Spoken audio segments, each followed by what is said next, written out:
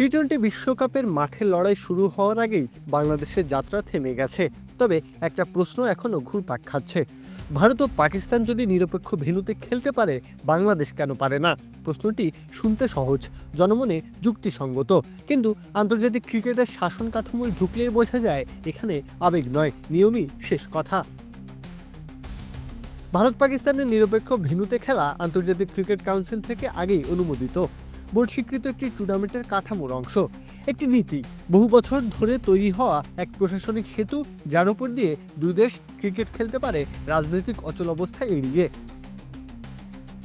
বাংলাদেশের আবেদনটি ছিল সেই সেতুর বাইরে দাঁড়িয়ে করা এক অনুরোধ।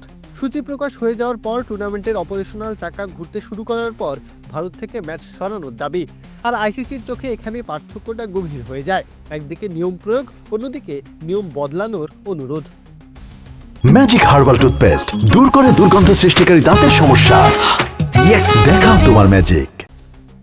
ভারত পাকিস্তান নিরপেক্ষ ভেন্যু ব্যবস্থার মাঝে দাঁড়িয়ে আছে পারস্পরিকতা।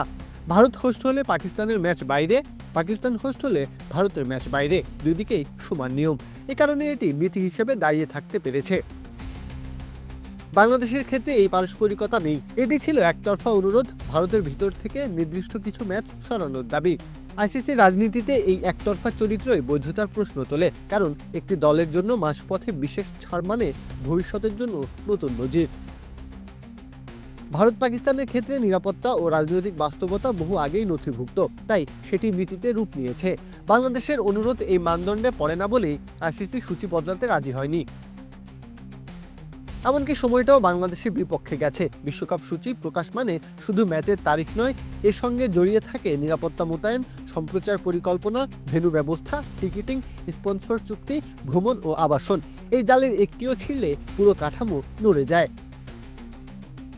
শেষ মুহূর্তে ম্যাচ সরানো মানে পুরো টুর্নামেন্টের ভারসাম্য নতুন করে হিসাব করতে বসা। আর তাই তো টুর্নামেন্টের সময় ঘনিয়ে আসতেই আইসিসি কঠোর পদক্ষেপ নেয়।